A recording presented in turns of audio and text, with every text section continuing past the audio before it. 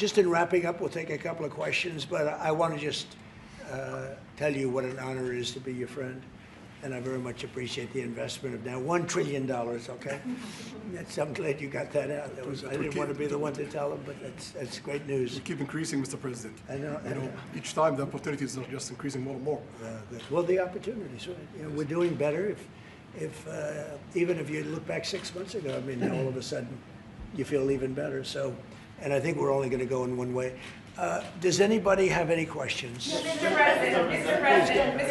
President, have you approved the export licenses for advanced chips to Saudi Arabia? The export licenses? We are working on that. We're negotiating that right now. Marco, do you want to talk about that, or Scott? Yeah, well, I mean, that's part of. We may have announcements on that later today, but that's what we've been working on is the mechanics by which something like that can be achieved, and it's part of the broader process, part of this broader engagement and cooperation between our two countries. Certain levels of chips. Yeah. And for the Crown Prince, Your Royal Highness, you're talking about $1 trillion of investment. Could the kingdom continue to do that with oil prices in the mid-60s? We are not creating fake opportunities to, please America, please President Trump. It's real opportunities. For example, when you ask about the AI and the chips, Saudi Arabia have a huge demand a huge need of computing power, and we're going to spend in the short term around $50 billion by consuming those semiconductors for our needs in Saudi Arabia. And with the agreement that we're going to have with North America, that will allow us to focus that consuming power in the short term by $50 billion from North America, and long term with hundreds of billions of dollars in the long term. So there's a lot of real opportunities that fit to our need in Saudi Arabia and fit to our investment strategy. Mr. President, is it appropriate, Mr. President, for your family to be doing business in Saudi Arabia while you're president? Is that a conflict of interest? And Your Royal Highness, the U.S. intelligence concluded that you orchestrated the brutal murder of a journalist. 9/11 families are furious that you are here in the Oval Office. Why should Americans trust you? And the same to you, Mr. President. Now, who are you with? I'm with ABC News, sir. You're with who? ABC News, sir. Fake news. ABC fake news. One of the But worst. the question is One of the legitimate, worst sir. in the business. But I'll answer your question. Thank you. I have nothing to do with the family business. I have left, and when I've devoted 100% of my energy. What my family does is fine. They do business all over. They've done very little with Saudi Arabia, actually. I'm sure they could do a lot.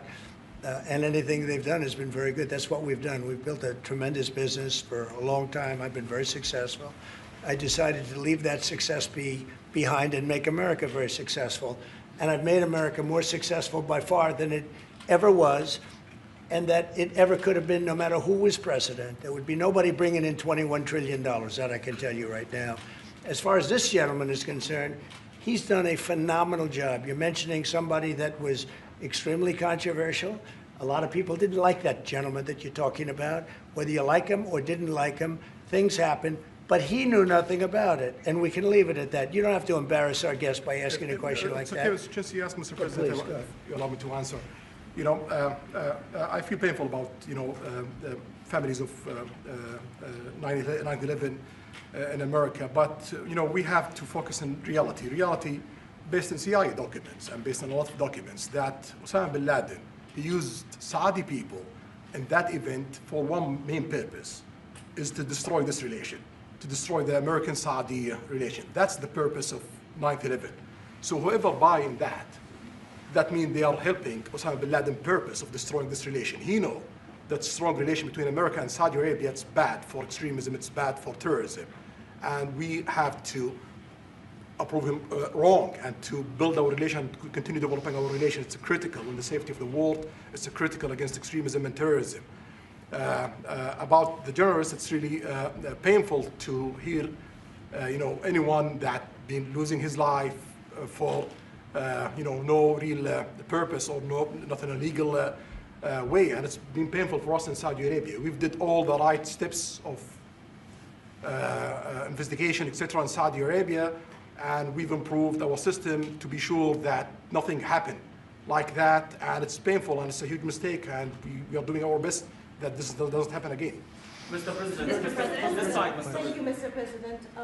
The Crown Prince has been instrumental in helping lifting the sanctions on Syria. Will there be any joint investment between the U.S. and Syria? And will you visit Damascus? Are you from Syria?